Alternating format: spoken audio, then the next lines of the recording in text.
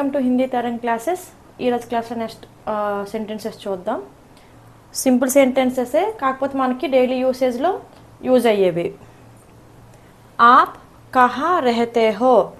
మళ్ళీ మన సెకండ్ క్లాస్లో చెప్పుకున్నాం కదా క్వశ్చన్స్, కేసే, కబ్, క్యూ, కౌన్, కహా, అవన్నీ, కిదర్, అవన్నీ.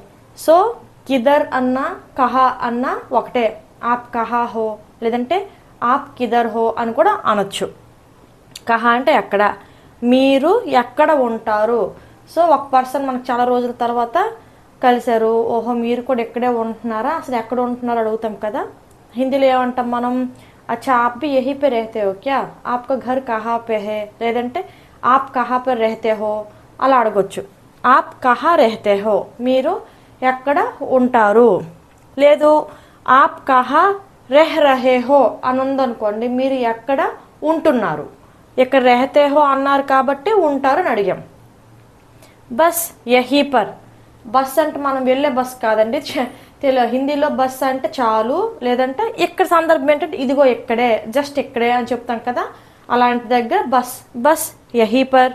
యహా అంటే ఇక్కడ, యహీ అంటే ఇక్కడే, కహా అంటే ఎక్కడ, కహీ అంటే ఎక్కడో. దగ్గర దగ్గర ప్రొనౌన్సియేషన్సే చిన్న మార్పులు ఉంటాయి అనమాట. లైక్ బస్ యహీ పర్, యహీ అంటే ఇక్కడే, ఇదిగో ఇక్కడే.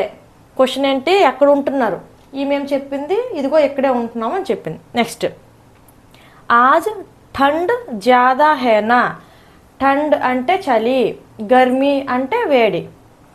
ఆజ్ ఠండ్ జ్యాదా హేనా, ఈరోజు చలి ఎక్కువ ఉంది కదా. ఓకే, ఆజ్ ఠండ్ జ్యాదా హేనా, ఈరోజు చలి ఎక్కువ ఉంది కదా. జ్యాదా హేనా ఎక్కువ ఉంది కదా, ఠండ్ అంటే చలి. ఆజ్ ఈరోజు, కల్ అంటే నిన్న రేపు, పర్సో అంటే మొన్న ఎల్లుండి, ఇవి ఆల్రెడీ క్లాసెస్ చెప్పాము. ఈరోజు చలి ఎక్కువ ఉంది కదా, ఇసిలియేతో కాంప్ రహే హే, అందుకే కదా వణుకుతున్నాము. కాంప్నా అంటే వణకడం, షివరింగ్. ఇదొక కొత్త వర్డ్ ఈ క్లాస్కి. ఇసిలియేతో అందుకే కదా, కాంప్ రహే హే వణుకుతున్నాము. ఉసే బహుత్ ఘమండ్ హే. ఈ క్లాస్లో ఇంకొక వర్డ్ కూడా మనం కొత్తగా నేర్చుకునేది ఘమండ్ అంటే నథింగ్ బట్ అహంకారము లేదా పొగరు. నేను సింపుల్గా పొగరు అని రాసిన. ఇక్కడ ఉసే అంటే ఇక్కడ అతను అవ్వచ్చు, ఆమె కూడా అవ్వచ్చు. అతనికి చాలా పొగరు అని చెప్పాను. ఈ క్లాస్ మొత్తంలో కొత్త వర్డ్స్ ఒకసారి చూద్దాం. చూడండి, ఠండ్ చలి, కాంప్న వణుకిపోట, ఘమండ్ పొగరు. దీనికి ఎగ్జాంపుల్ ఇంకోటి కూడా చెప్పొచ్చు. తెలుగులో సింపుల్గా, వాడు మన మాట వినడు, వాడికి పొగరు. ఓ హమారా బాత్ నహీ సునేగా, ఉసే ఘమండ్ హే. ఓకే, అలా చెప్పొచ్చు. కాంప్న సర్దీకి వజేసే కాంప్ రహే హే. ఇక్కడ ఠండ్ అన్నా చలే, సర్దీ అన్నా కూడా చలే. సర్దీకే మౌసం అంటే చలికాలము, మౌసం అంటే కాలం కదా, మనం ఋతువులు అంటాం కదా, అలాగే హిందీలో మౌసం అంటాము. కాంప్నా అంటే వణుకుతాం, దానికి బదులుగా సర్దీకి మౌసమే కాంప్తే హే, చలికాలంలో వణుకుతారు, అలా కూడా చెప్పొచ్చు. ఒక సింపుల్ వర్డ్కి చాలా సెంటెన్సెస్ మనము క్రియేట్ చేసుకోవచ్చు. నెక్స్ట్, ఠండ్. ఆజ్ ఠండ్ హేనా అనొచ్చు, ఆజ్ సర్దీ జాదా హేనా అని కూడా అనొచ్చు.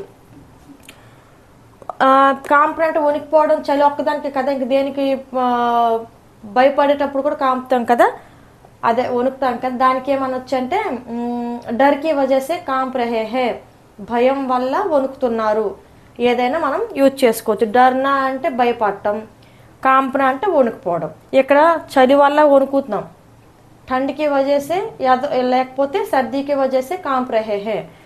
ఎక్కడేంటో అనుకుంటున్నాం మనము, భయం వల్ల, డర్కి వజేసే కాంప్ రహే హే. ఏదైనా మనం సెంటెన్స్ వేవ్ చేసుకోవచ్చు.